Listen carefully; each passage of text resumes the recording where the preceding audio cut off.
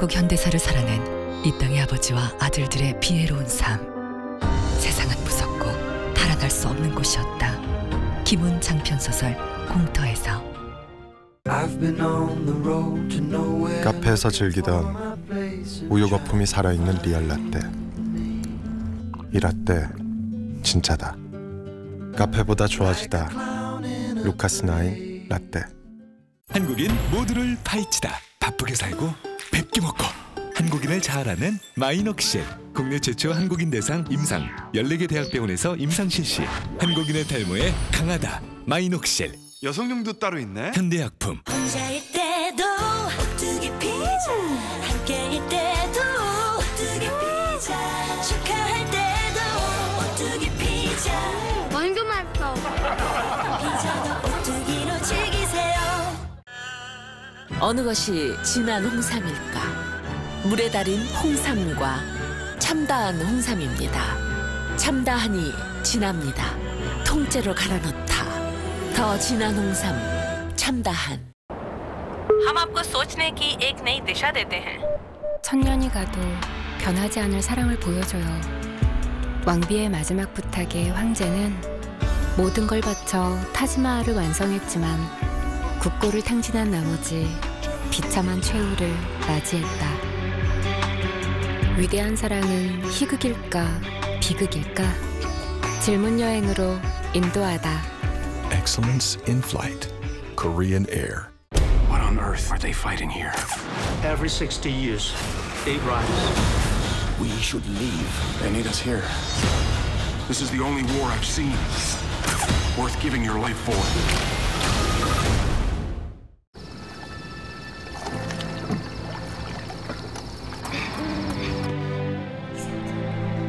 의미해.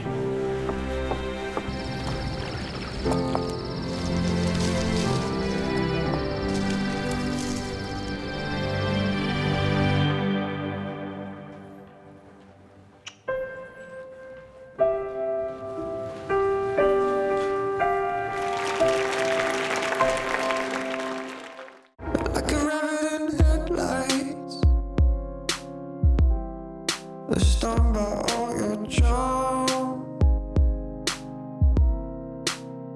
and I feel sort of lucky to have you on my arm.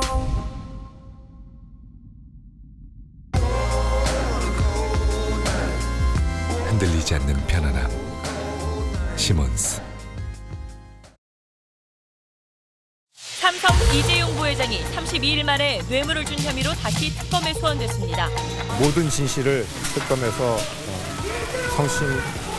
성심껏 말씀드리겠습니다. 특검은 이 부회장 등 삼성 임원 5명을 피의자로 입건하고 구속영장 청구를 검토하고 있습니다. 삼성이 국정농단 사태가 불거진 뒤인 지난해 10월부터 최순실 씨 측에 명과 두피를 사준 정황을 특검이 확보했습니다. 삼성이 위장 거래로 최 씨 측을 지원한 비밀 계약서를 입수했습니다. 특검은 왜 이때 무리하게 지원했는지를 주목하고 있습니다. 단독 보도합니다. 이른바 문고리 3인방 중 한 명인 안봉근 전 비서관이 내일 처음으로 탄핵심판변론 증인으로 나옵니다. 하지만 이번 주 증인 가운데 절반 가까이는 출석이 불투명한데 선고 일정에 미칠 영향을 알아봤습니다. 북한이 발사한 미사일은 핵탄두를 실을 수 있는 신형 중거리 탄도미사일로 확인됐습니다. 북한이 공개한 영상을 분석한 결과 위성으로 사전 탐지하는 걸 피할 수 있는 고체 연료와 발사 차량까지 갖춘 걸로 드러났습니다. 산모가 기증한 제대혈로 불법 시술을 받은 차병원 그룹 회장의 집과 사무실 등에 대해 경찰이 압수수색을 했습니다. 본격 수사에 나선 경찰은 차 회장 일가에 대한 처벌도 검토하고 있습니다.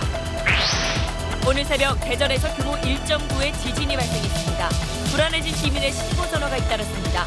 왜 약한 지진에 제법 큰 진동을 느꼈는지 취재했습니다. 여야가 갈수록 거친 말을 주고받고 있습니다. 짐승만도 못한 겁니다. 진박 소위 간신배들이 소위 태극기 집회에 참석해서 소위 또 물귀신 작전을 하고 있구나. 각 진영 내 주도권 다툼이 치열해졌기 때문이란 분석입니다. 보이스피싱 조직이 계좌를 빌려달라는 미끼 문자를 보냈다가 하루 만에 붙잡혔습니다. 저한테 이렇게 통장 모집 광고 문자가 올 것이라고는 생각을 못 해봤습니다. 황당하기도 했고. 알고 보니 문자를 보이스피싱 전담 경찰관에게 보낸 거였습니다.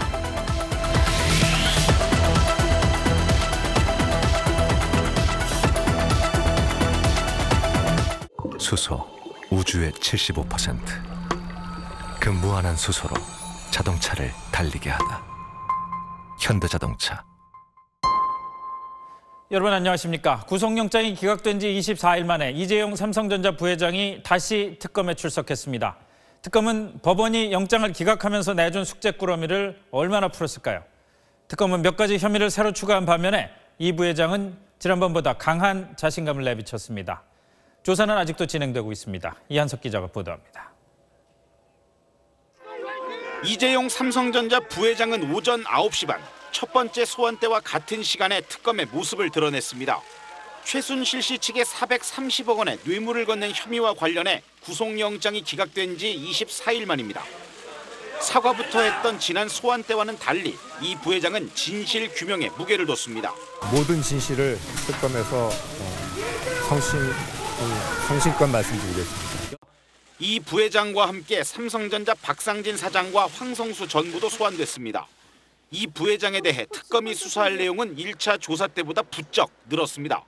삼성 합병이 이뤄지기 전에 삼성 측이 청와대의 합병과 관련해 청탁한 정황, 삼성의 최순실 씨 측 지원이 본격화된 뒤 그 대가로 청와대가 공정위에 삼성 측에 특혜를 주도록 했다는 의혹 등 영장 기각 후 추가로 수사한 내용을 이 부회장에게 확인하고 있습니다. 특검은 이런 보강조사가 상당한 성과가 있었다고 보고 이 부회장에 대해 구속영장을 재청구하는 쪽으로 적극 검토하고 있는 것으로 전해졌습니다. 아울러 오늘 조사를 끝낸 뒤 최지성 부회장과 장충기 사장을 포함해 삼성 측 5명에 대한 신병 처리 여부를 함께 결정하겠다고 밝혔습니다. 다만 삼성의 뇌물 공여 혐의 규명에 박근혜 대통령의 조사가 필요한 만큼 대통령 대면 조사 여부도 영장 청구 시기에 중요한 변수가 될 전망입니다. SBS 이한석입니다. 20억 원 넘는 스웨덴산 명마 블라디미르입니다. 주인이 바뀌면 화제가 될 만큼 유명한 말입니다. 지난해 10월 이 말을 최순실 씨 측이 산 것으로 드러나니까 삼성이 돈을 대줬다는 의혹이 제기됐습니다. 삼성은 국정농단 사건이 폭로된 뒤에는 최 씨에 대한 지원을 중단했다면서 블라디미르 구입에 일절 관여하지 않았다고 반박했습니다. 그런데 삼성이 블라디미르를 포함한 말 2필을 사준 정황이 드러나는 비밀 계약서를 특검이 확보한 것으로 전해졌습니다. 임찬종 기자의 단독 보도입니다. 삼성은 최순실 씨의 딸 정유라 씨에게 훈련용으로 말 여러 마리를 제공했습니다. 그러나 지난해 9월 28일 삼성전자 박상진 사장과 황성수 전무를 독일에서 만난 최 씨는 삼성 소유의 말들이 마음에 들지 않는다고 말합니다. 다음 날 황 전무와 최 씨는 덴마크로 이동해 말 중개상 헬그스트란을 만난 것으로 확인됐습니다.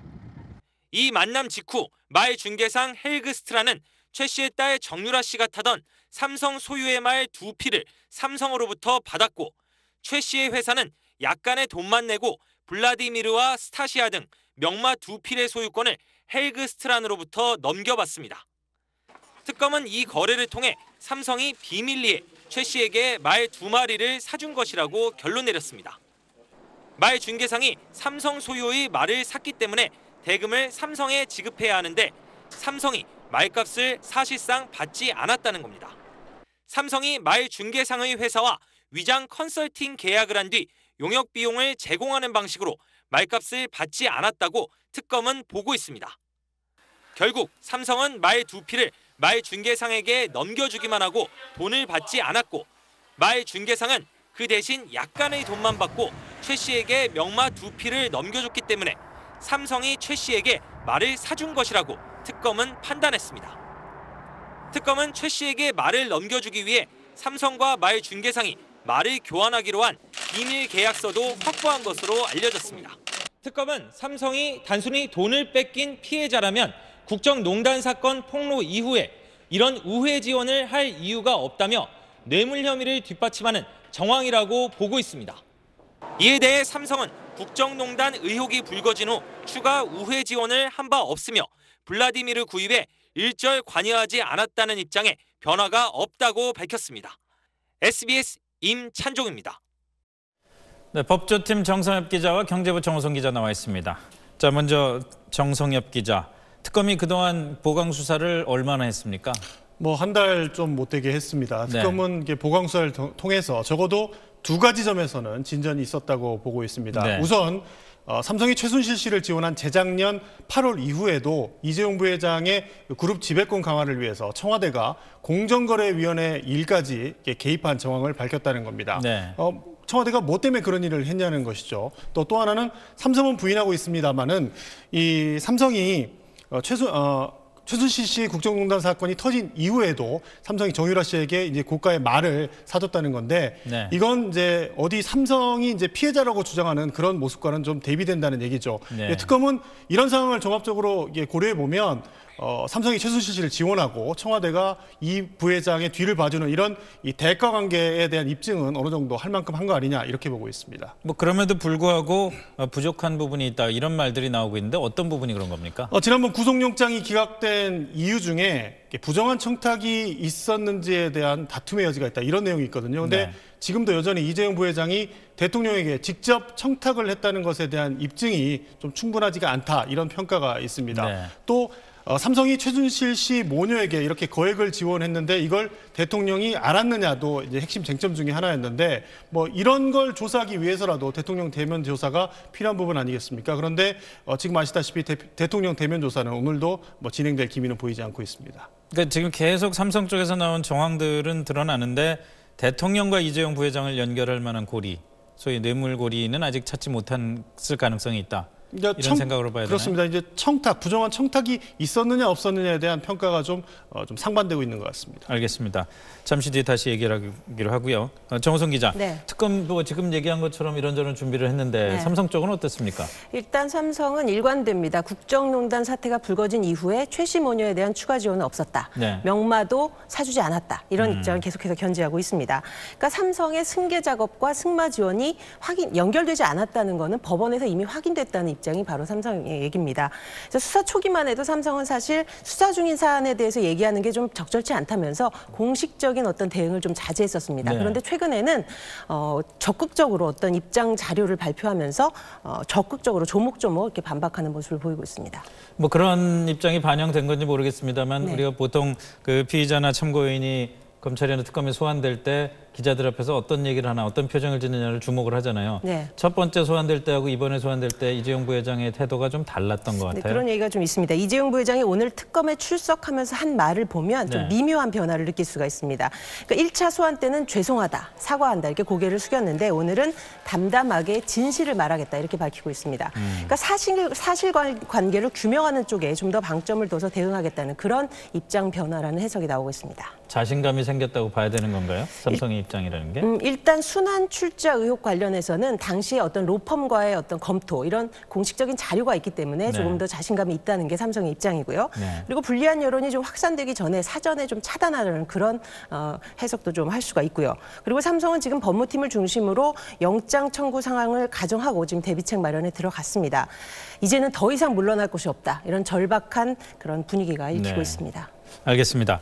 자, 다시 정세엽 기자. 네. 특검이 이번에는 삼성 임원들도 피의자라고 밝히고 있단 말이죠. 지난번에는 삼성 임원들에 대해서는 뭐 예를 들어서 영장 청구나 기소를 할 생각이 없는 것처럼 말을 했었는데 말이죠. 어떤 점이 달라진 건가요? 그렇습니다. 지금 말씀하신 대로 지난번하고 달리 그 이재용 부회장뿐만 아니라 네. 최지성 부회장, 장충기 사장, 박상진 사장, 황성수 전부 다 이 피의자라고 공개적으로 밝혔습니다. 그러니까 이 사람들이 전부 다 구속영장 청구 대상이라는 건데 이건 분명히 지난번하고 달라진 겁니다. 아무래도 이 뇌물죄 수사의 최종 목표가 이재용 그 부회장의 구속뿐만 아니라 네. 그걸 더 넘어서 대통령 수사가 최종 목표이기 때문에 네. 일단 그 전략을 좀 바꾼 것 같고요. 아무래도 이 부회장의 구속영장이 기각이 되더라도 예. 삼성 임원 중에 누구라도 구속이 된다면 어쨌든 삼성이 뇌물을 제공했다는 건 인정이 되는 거니까 예. 그걸 고리로 대통령 수사까지 이어지겠다는 의도로 풀이됩니다. 자, 이번에 영장 청구를 할 때 지난번에 조희연 판사였나요? 그렇습니다. 그 법원 인사 났잖아요. 그렇습니다. 이번에는 예. 다른 영장 전담 판사가 하게 될 것 같은데. 네, 말씀하신 대로 그 영장을 기각했던 조희연 부장 판사가 이번 인사로 이 보직을 바꿀 가능성이 매우 커졌습니다. 이 조 부장판사가 계속 남아 있으면 아무래도 이제 영장 심사를 담당하는 후배 법관들이 좀 부담을 느낄 텐데 네. 뭐 그런 모습은 좀 없어질 것 같습니다. 그래서 만약에 특검이 수요일 이전에 구속영장을 청구한다면 지금 있는 판사들이 심사를 할 것이고요. 그 이후에 청구를 한다면 새로운 판사들이 네. 구속영장 심사를 할 거기 때문에 특검이 이런 점들을 고려해서 구속영장 청구 시기를 아마 정하지 않을까 싶습니다. 알겠습니다. 정상엽 기자, 정호선 기자 수고했습니다. 네, 헌법재판소로 가보죠. 탄핵 심판 중에 증인 출석을 앞두고 잠적했던 문고리 3인방 가운데 한 명이죠. 안봉근 전 청와대 비서관이 내일 헌재 증언대에 섭니다. 대통령 측을 통해서 나오겠다고 한 겁니다. 그런데 대통령 측이 무더기로 신청한 증인들 가운데 절반은 나올지 안 나올지 아직도 오리무중입니다. 박하정 기자가 취재했습니다. 안봉근 전 청와대 국정홍보비서관은 지난달 5일부터 헌재에 증인 출석 요구서도 받지 않은 채 모습을 감췄습니다. 안 전 비서관은 대통령 측 대리인단을 통해 41일 만인 내일 출석하겠다는 뜻을 전했습니다. 무엇보다 세월호 7시간 의혹에 대해 얼마나 진상을 털어놓을지 주목됩니다. 하지만 이번 주 증인 신문이 모두 예정대로 진행될지는 의문입니다. 2명은 불출석 사유서를 제출했고 3명은 주소가 확인되지 않아 헌재가 경찰에 소재 파악을 요청했습니다. 재판부는 증인들이 납득 가능한 이유 없이 출석하지 않으면 재소환하지 않겠다고 못 박아 심판 일정의 지연을 대비했습니다. 하지만 대통령 측은 이른바 고영태 녹음 파일로 사건의 실상을 밝힐 수 있다며 관련 증인을 추가로 신청할 가능성을 내비쳤습니다. 이 사건에 있어서 우리 대통령님께서는 관여되어 있지가 않고 이런 여러 가지 사전에 기획된 세력이 있다. 오늘 최순실 씨의 형사재판에서도 최 씨 측 변호사가 녹음 파일 전부를 법정에서 재생해 들어보자고 주장했습니다. 헌재가 대통령 측 요구대로 녹음 파일을 증거로 채택하고 심리를 위한 변론 기일을 추가로 잡는다면 3월 13일 이전 선고는 위협받을 수 있습니다. 내일 이에 대한 헌재의 판단이 나올지 주목됩니다. SBS 박하정입니다. 네, 다음 소식입니다. 북한이 어제 발사한 미사일의 영상을 공개했습니다. 잠수함에서 쏘던 SLBM을 지상에서 쏜 건데 여러 가지 주목할 만한 포인트가 있습니다. 우선 고체 연료를 사용했기 때문에 발사가 되기 전에는 징후를 포착하기 어려운 새로운 중거리 미사일이라고 우리 군 당국은 평가했습니다. 김수영 기자의 보도입니다. 미사일을 실은 궤도 차량이 발사 장소로 이동합니다. 발사대가 수직으로 세워지고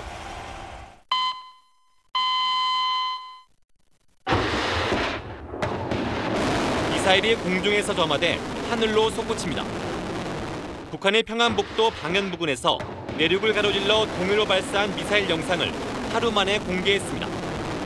김정은 참관하에 발사된 이 미사일을 북한은 북극성 2형이라 명명했습니다. 지난해 8월 발사된 SLBM, 즉 잠수함 탄도미사일 북극성과 외관이 비슷합니다. 고체 연료를 사용한 북극성을 개량해 새로운 형태의 지상용 중거리 미사일을 만든 겁니다. 치마 모양으로 퍼진 화염의 모양은 고체 연료 특징을 그대로 보여줍니다.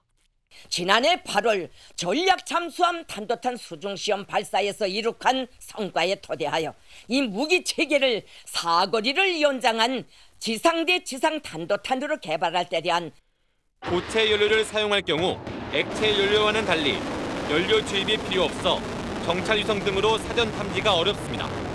군 당국은 어제 오전 노동 미사일로 추정했다가 오후에 무수단 개량형으로 평가를 바꾼 뒤 다시 하루 만에 SLBM 기술을 적용한 신형 중거리 탄도미사일이라고 평가를 또 바꿨습니다.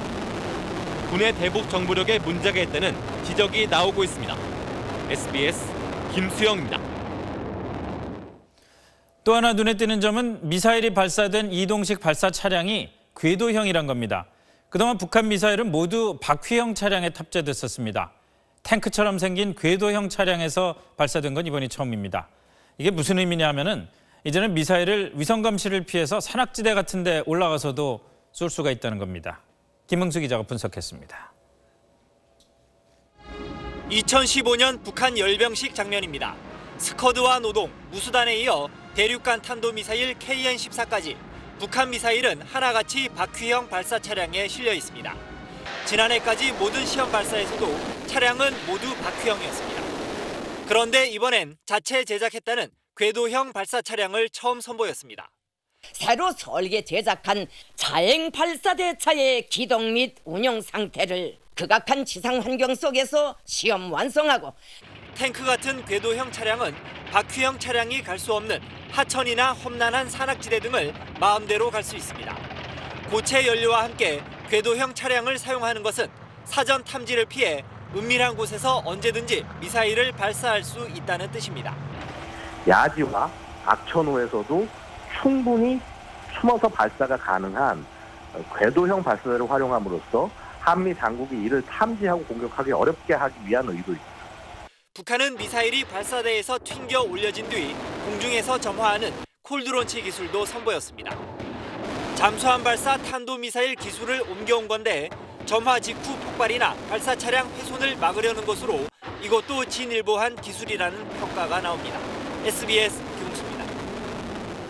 네, 안정식 북한 전문 기자와 함께 조금 더 알아보겠습니다. 안 기자, 네. 먼저 지난번에 잠수함에서 SLBM을 쐈을 때도 북극성이라는 이름을 붙였잖아요. 이 북극성이라는 용어가 무슨 뜻입니까? 아직 좀 확실치는 않은데요. 제가 좀 아는 탈북자분한테 물어보니까 북극성이 최고사령부다 이렇게 얘기를 해요. 이 최고사령부면은 결국 이제 최고사령관, 즉 김일성, 김정일, 김정은을 의미한다 이렇게 볼 수가 있겠는데 아직은 뭐 북극성이 김정은이다 이렇게 통용되는 개념은 아닙니다. 김정일은 광명성이지 않았나요? 그렇죠. 그렇죠.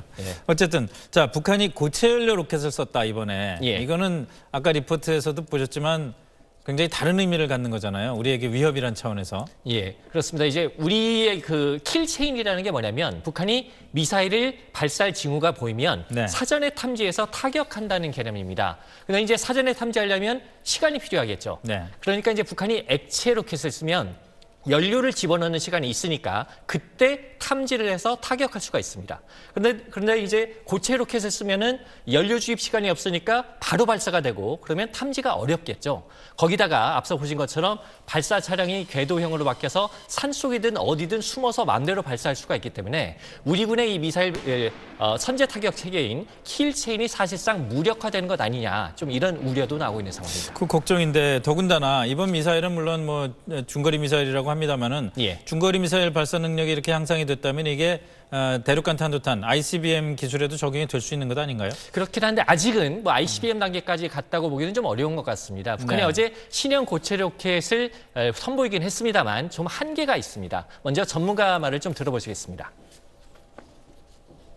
어제 발사했던 북극성 2호 그 로켓 사이즈 가지고는 ICBM의 그 사거리는 안 나오는 거죠. 그래서 보다 큰 확장된 고체 추진제 로켓이 필요하다. 예, 현재 이 북한의 기술로 ICBM을 만들려면 크게 두 가지 방법이 있습니다. 첫째는 이제 무수단 엔진을 쓰는 방법이 있고요. 두 번째는 어제 북한이 공개한 고체 로켓을 쓰는 방법이 있는데 이 무수단 엔진은 작년에 한 번만 성공했을 정도로 아직은 불안정하고요. 여러 번 썼는데 그랬죠. 그렇죠. 8번 중에 한 번만 성공을 했고요. 두 번째로 이제 어제 공개한 로켓은 아직은 좀 작아서 큰 로켓을 만들기 위한 기술 개발이 필요하다. 즉 아직은 좀 갈 길이 멀다라는 게 이제 전반적인 평가인데 그럼에도 불구하고 북한이 ICBM을 향해서 한 단계 한 단계 차근차근 전진해 가고 있는 것은 사실입니다. 뭔가 지금 계속 착착 진행되고 있다는 게 사실 우려할 만한 것 같아요. 그렇죠. 꾸준히 기어가면 목표점에 갈 수 있으니까요. 알겠습니다. 잘 들었습니다.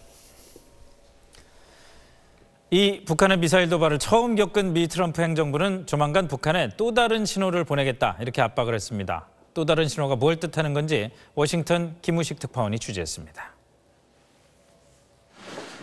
북한의 도발 직후 열린 미일 정상의 긴급 기자회견에서 트럼프 대통령은 북한을 언급하지도 비난하지도 않았습니다. The United States of America stands behind Japan, its great ally, 100%. Thank you.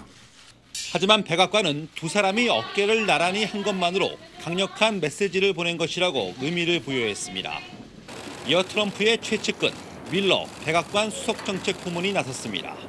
This president is committed to a fundamental rebuilding of the armed forces of the United States that will again send a signal to the world that America's strength will not be tested. 트럼프 정부는 아베 총리 방미 중 벌어진 이번 도발에 불쾌해하고 있습니다. 하지만 미 본토를 위협하는 ICBM 발사나 핵실험이 아닌 만큼 당장 군사적 옵션을 꺼내들 가능성은 희박합니다.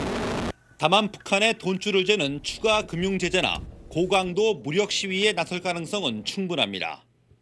중국도 북한의 도발은 유엔 결의안 위반이며 미국과의 협력을 통해 해결책을 찾겠다고 밝혔습니다.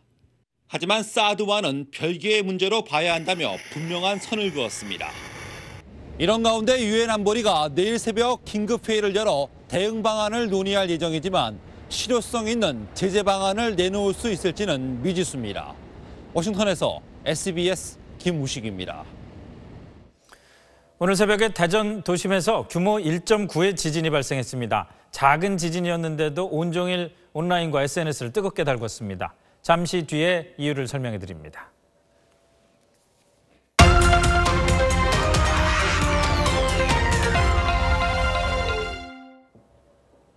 산모들이 기증한 제대혈을 무단 사용한 혐의로 경찰이 차병원 회장 일가에 대한 수사에 나섰습니다. 오늘 차광열 총괄 회장의 집무실과 자택 등에 대한 대대적인 압수수색이 벌어졌습니다. 이세영 기자입니다.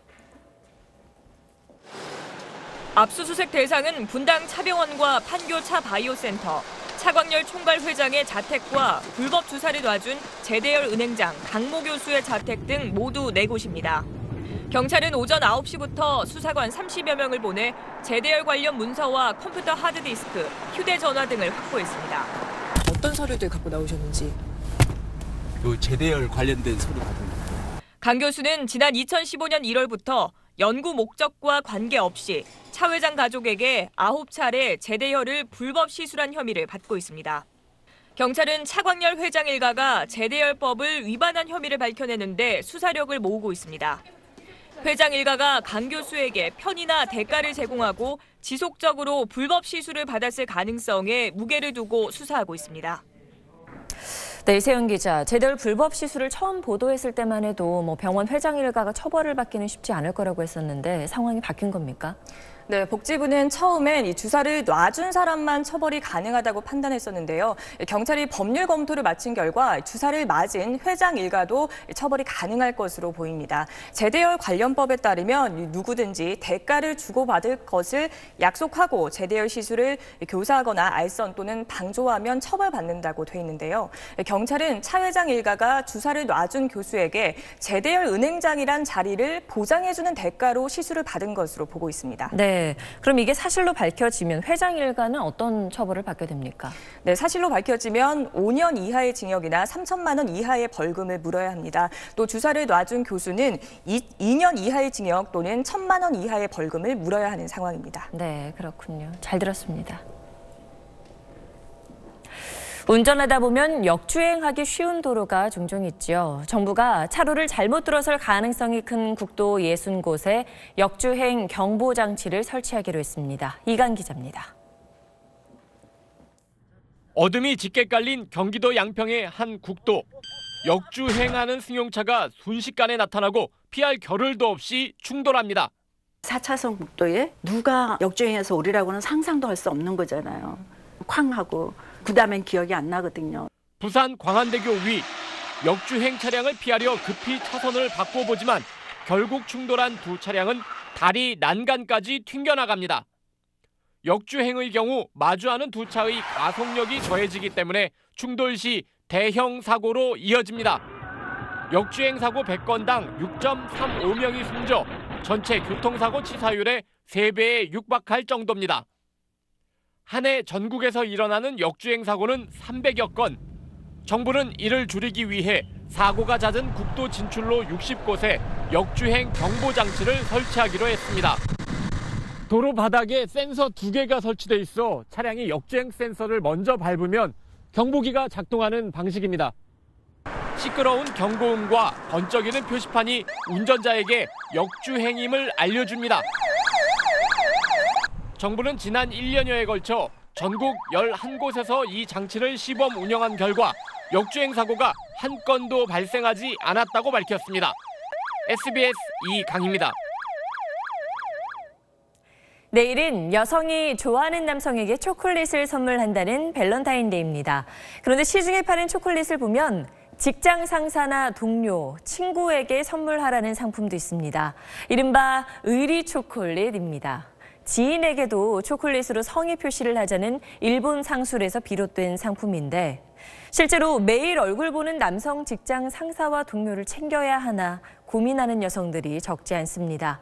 의리 초콜릿 스트레스, 이성훈 기자가 취재했습니다. 밸런타인데이를 나흘 앞둔 지난 금요일 오후 수제 초콜릿을 선물하기 위해 일찌감치 재료를 사러 나온 여성들로 시장이 북적입니다. 직장인 여성들도 적지 않습니다. 어떤 분들이 많이 오시나요? 주로 퇴근 시간 이후에는 이 근처에 직장인분들이 많으셔서 여성분들이 많이들 오세요. 밸런타인데이 초콜릿은 처음엔 연인끼리 주고받았지만 몇 해 전부턴 직장 남성 동료들로까지 그 대상이 넓어졌습니다. 누구한테 주실 건가요? 남자친구랑 아빠랑 사무실 직원분들 드릴 거예요. 누구 주려고 이렇게 많이 초콜릿 담았어요? 회사 남자 직원들이야. 안 주면 좀 부담스럽고 그런가요? 다들 하는데 안 하기 조금 뭐한 상황이죠. 챙겨야 될 것 같은 그런 의무감이 조금 있고 여자 직원들 간의 경쟁심 이런 것도 사실 조금 작용을 하고요. 지난해 밸런타인데이는 일요일, 재작년은 토요일이었습니다. 2년 연속 휴일이어서 여성 직장인들이 초콜릿 선물을 하지 않아도 티가 별로 나지 않았는데요. 올해는 평일이어서 사정이 달라졌습니다. 초콜릿을 주지 않으면 자칫 동료애가 없는 사람으로 여겨지는 건 아닌지 특히 새내기 여성 직장인이나 인턴 사원들은 부담이 클 수밖에 없습니다.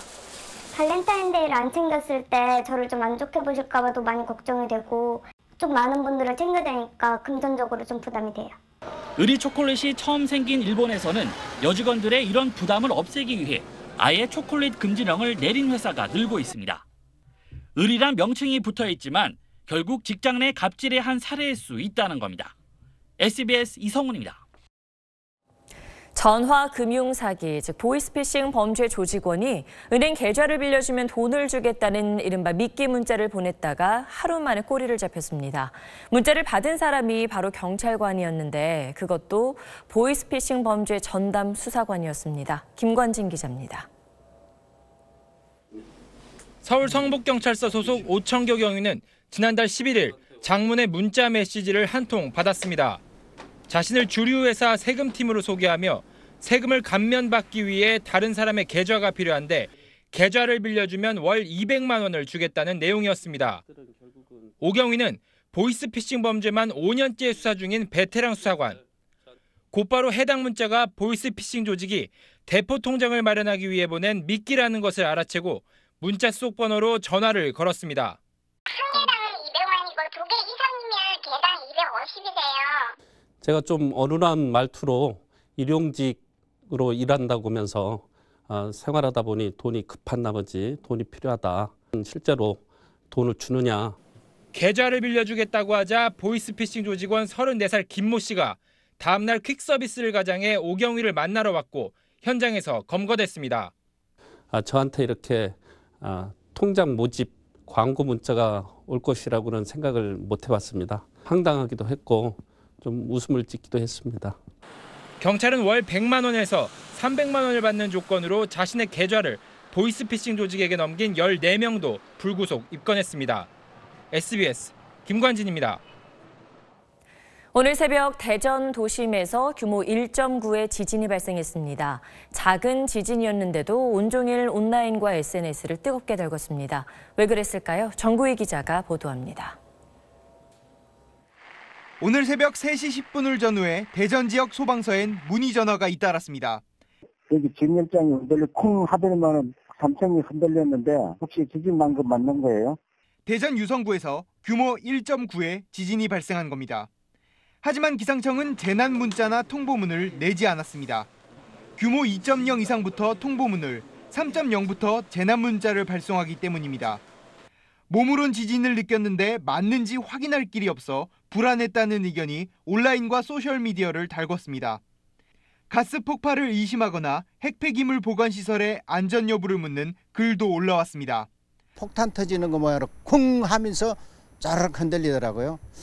오늘 지진은 진원이 8에서 9km로 얕아 진앙 주변에선 실제로 진도 2에서 3의 진동이 있었다고 기상청은 밝혔습니다. 네, 정구혜 기자. 리히터 규모 1.9면 작은 지진인 건데 느껴지기로는 훨씬 크게 느껴졌다는 거죠. 네, 일단 오늘 지진이 발생한 곳이 굉장히 얕은 곳에서 발생을 했습니다. 그리고 지진이 발생한 곳이 대전에 있는 아파트 단지 안에서 발생을 했거든요. 그러다 보니까 사람들이 많이 몰려 있어서 느끼신 분이 많은 것 같고요.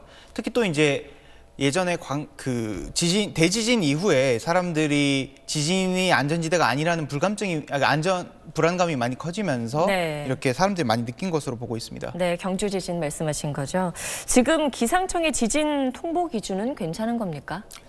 네, 일단 규모 2.0 이하의 지진이라고 하면 1년에 200번 이상 나타납니다. 근데 이 지진들은 피해가 없기 때문에 이거를 모두 통보하는 건 효율적이지는 않다고 봅니다. 근데 이제 2014년도에 강원도에서 발생한 1.4 지진까지는 사람들이 느낄 수 있다고 보거든요. 네. 근데 이렇게 지진의 단순히 규모로만 규정을 할 게 아니라 사람이나 건물에 영향을 주는 진도, 이거를 지진 통보 기준에 넣어야 된다는 목소리가 좀 많이 나오고 있습니다. 네. 이렇게 지진계에서 느껴지는 규모로만 지진 통보 여부를 결정하는 것은 지나치게 행정 편의적인 발상이 아닌가 이렇게 보고 있습니다. 네, 잘 들었습니다.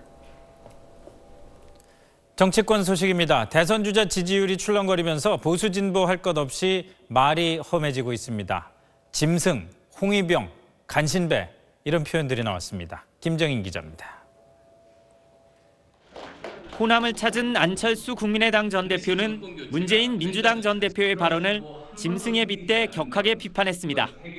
양보뿐만 아니라 도와줬는데 고맙다는 말은커녕 졌다고 하는 건 그건 인간으로서 도리가 아닙니다. 그런 말 하는 건 짐승만도 못하는 겁니다. 문 전 대표가 대담집에서 지난 대선 때 안 전 대표가 적극적으로 돕지 않아 아쉬움이 있다는 취지로 쓴 내용을 비판한 겁니다. 국민의당에 합류한 손학규 주권회의 의장은 민주당 소속 안희정 충남지사에게 날을 세웠습니다. 안 지사가 최근 자신을 철새 정치인이라며 정계 은퇴를 요구한 데 대해 친노 친문의 홍위병으로 시작한 안 지사가 언제부터 중도였느냐고 몰아붙였습니다. 보수 정당의 적통을 다투는 바른정당과 새누리당에서 당명을 바꾼 자유한국당도 충돌했습니다. 진박 소위 간신배들이 소위 태극기 집회에 참석해서 진실을 호도하고 역사의 수레바퀴를 거꾸로 돌리려고 하고 있습니다. 소위 또 물귀신 작전을 하고 있구나 이런 생각이 제일 먼저 들었고요. 요새 지지율이 많이 떨어지니까 생존 전략을 위해서 그런 얘기를 하는 것이 아닌가. 여야 모두 진영 주도권 경쟁에 사활을 건 모습인데 정책이나 비전 제시보다는 격한 말싸움만 하고 있다는 비판도 나오고 있습니다. SBS 김정인입니다. 문재인 민주당 전 대표가 SBS 대선 주자 국민 면접에 출연해서 집권하면 어떤 사람을 총리직에 앉힐지 힌트를 줬습니다. 국민 통합을 이룰 인사라고 했는데 호남 총리로 해석됩니다. 한정은 기자의 보도입니다. 문재인 민주당 전 대표는 대통령에 당선되면 첫 총리로 염두에 둔 몇 사람이 있다며 탕평 인사를 할 거라고 밝혔습니다. 제가 영남 출신이기 때문에 좀 지역적으로 탕평을 이루면서 가장 국민 통합을 이룰 수 있는 진보 보수라는 것을 뛰어넘어서 함께하는 겁니다. 호남 총리를 시사했단 얘기가 나왔습니다. 다음 대통령이 갖춰야 할 덕목으로도 포용을 앞세웠습니다. 박사모도 포용하실 겁니까? 적폐청산, 그다음에 국가 대개조라는 어떤 대의, 여기에 찬동하는 그런 분들이라면 그런 어떤 정치 세력 또 어떤 또 정치인들과 또 함께할 수 있다고. 캠프 구성을 보면 알겠지만 자신에게 비선은 없다며 대통령이 되면 누구와도 독대하지 않겠다고 말했습니다. 공정한 거래 경제 생태계를 만드는 데 협조를 요청하기 위해서 재벌 회장뿐만 아니라 어느 누구하고도 독대는 해서는 안 됩니다. 북핵을 해결할 수 있다면 북한을 먼저 갈 수 있다는 말을 놓고 종북이라고 자신을 공격하는 건 국민을 편가르는 말이라고 받아쳤습니다. 우리 국익이 제일 중요한 것이죠. 우리 국익에 도움이 된다면 미국이든 북한이든 뭐 어디든 가야 되는 것이고 누구든 만날 수 있는 것이죠.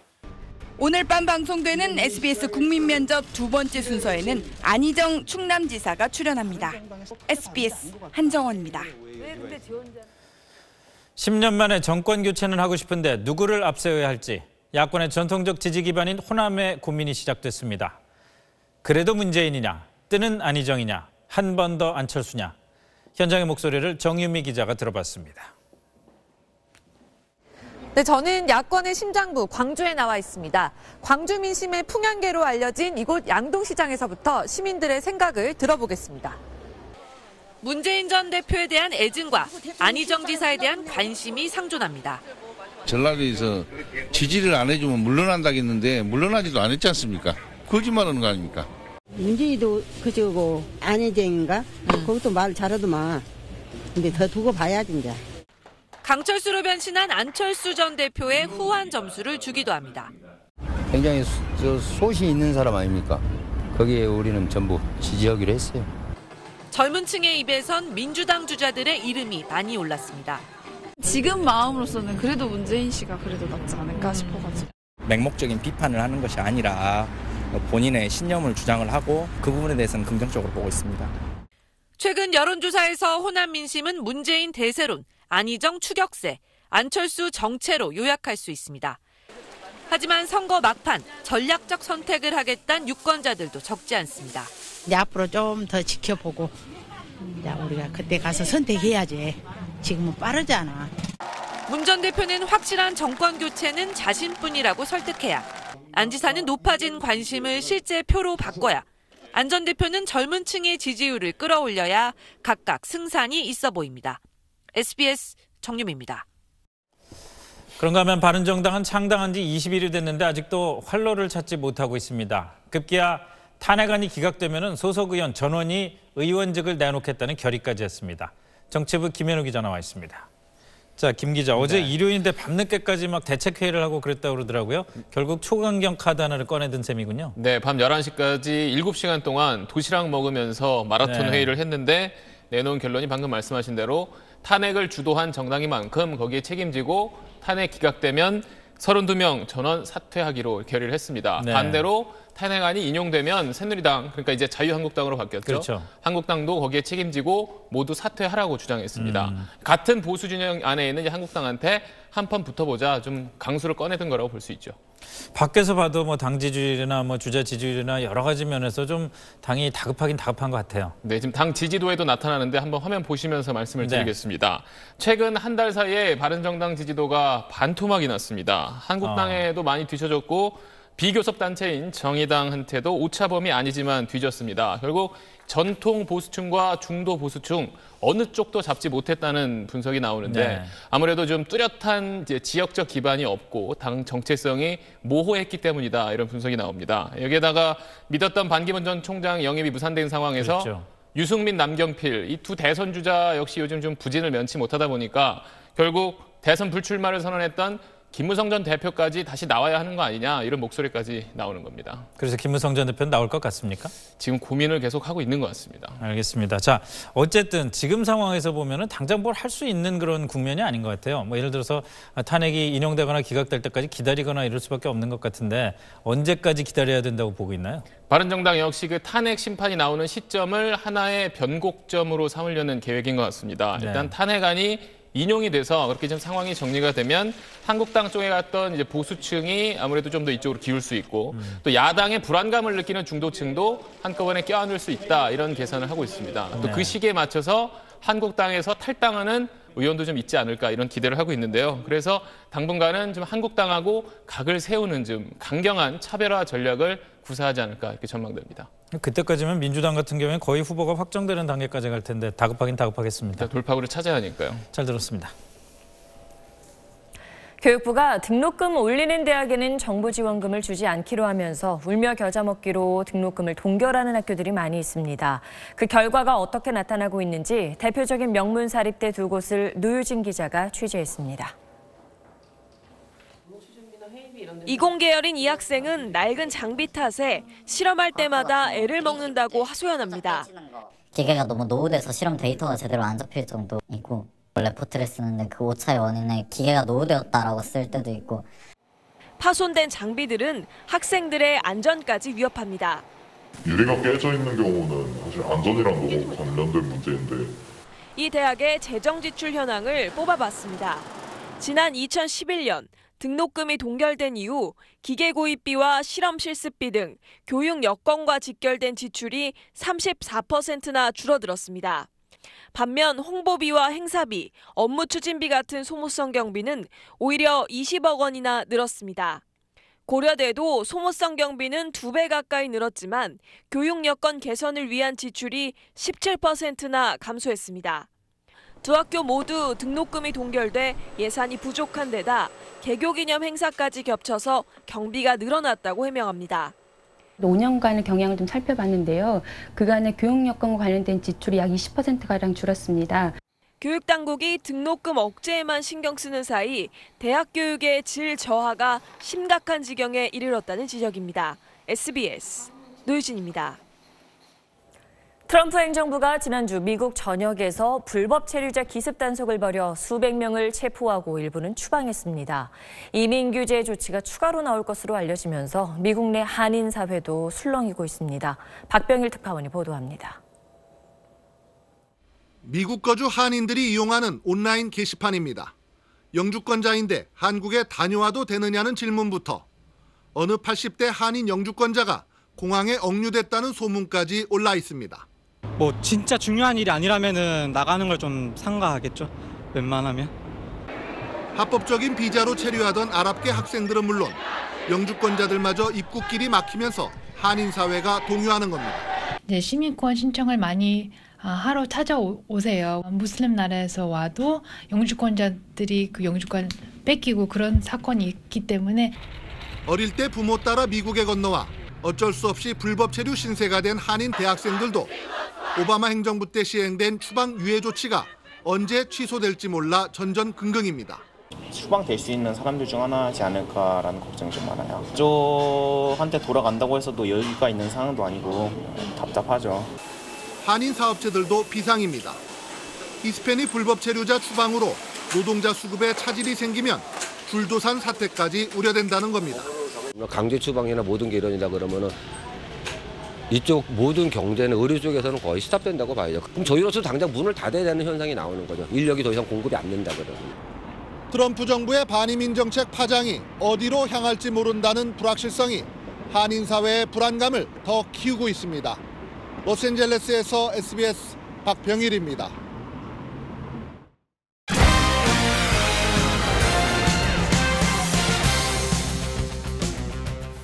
안녕하십니까. 스포츠 뉴스입니다. 1년 앞으로 다가온 평창올림픽에서 우리 스피드스케이팅이 또 한 명의 금메달 후보를 갖게 됐습니다. 어젯밤 세계선수권에서 우승을 차지한 여자 매스스타트의 김보름 선수가 그 주인공입니다. 서대원 기자입니다. 김보름 매스스타트 우승을 차지합니다. 평창 리허설에서 금빛 레이스를 펼친 김보름이 두 팔을 번쩍 들고 환호합니다. 어제 정월대 보름이었잖아요. 제 생일이었거든요. 좋은 생일 선물 받은 것 같아서 기분 좋습니다. 마지막 순간 폭발적인 스퍼트로 메달 색깔을 바꾼 역전 드라마여서 더 짜릿했습니다. 마지막에는 일본 선수가 앞에 있었기 때문에 또 추월해야 된다는 그런 집념으로 경기를 했던 것 같아요. 김보름은 올 시즌 한층 물오른 기량으로 두 차례 월드컵에 이어 세계 선수권까지 제패했습니다.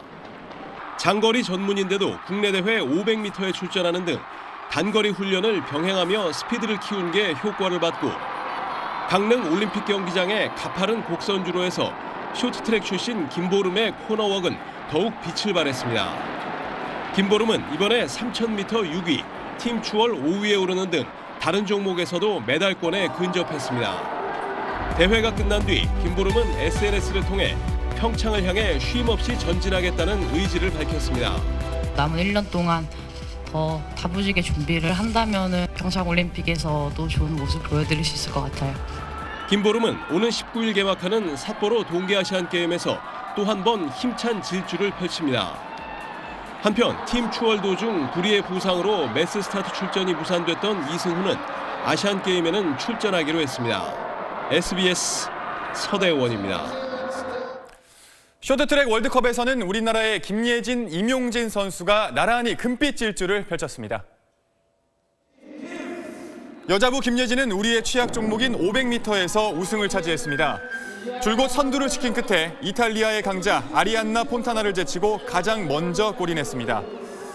남자 1000m에서는 임용진이 금메달을 추가했습니다.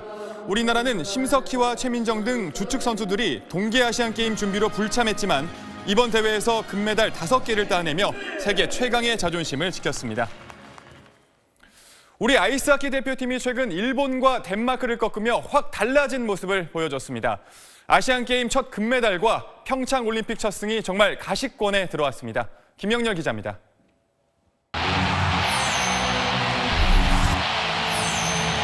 Well, let's make history. 북미 아이스하키 리그 NHL 스타 출신인 백지성 감독은 지난 2014년 지휘봉을 잡으며 새 역사를 약속했고 하나의 팀을 강조했습니다. Don't have big eye contact. You're not ready to receive a pass. That's your fault. 토종 한국 선수들과 귀하 선수들의 벽을 허물기 위해 빙판을 떠나서도 함께 어울리도록 했습니다. Kimchi? That's my favorite. I eat like a Korean. 저희들이 많은 걸 배우고 있고 선의의 경쟁을 하려고 더 노력하고 있고요. 유망주들은 NHL 캠프로 보냈습니다. Give us to like a lot of confidence and like improve our skills. 선진 기술을 배우고 하나가 된 대표팀은 승승장구했습니다. 2015년 세계 선수권 3부 리그에서 정상에 올랐고 지난해 아시아 최강 일본에 사상 첫 승을 거뒀습니다. 이제는 세계 10위권 강호도 두렵지 않습니다. We got to get better every day. So every time we step on the ice, we improve and we improve and we improve.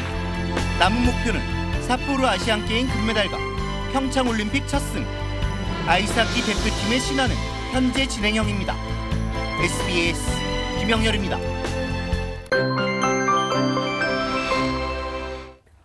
추위가 한결 풀렸습니다. 오늘 서울의 낮 기온이 영상 6도를 웃돌았습니다.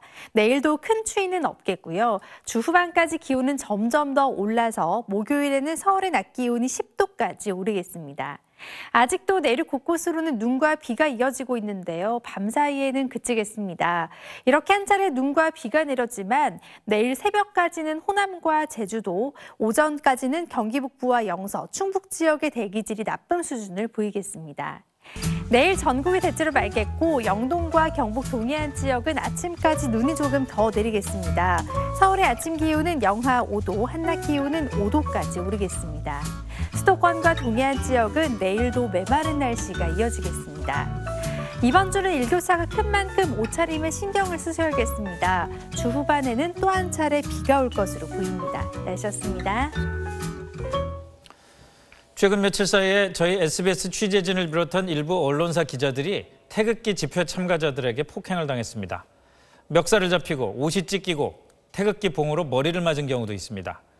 폭행에 가담한 분들에게 알려드리겠습니다. 기자는 집회 현장을 지킬 때 국민이 자신의 생각을 마음껏 외칠 자유도 함께 지키게 됩니다. 손에 촛불을 들었든 태극기를 들었든 다를 게 없습니다. 뉴스 마치겠습니다. 고맙습니다.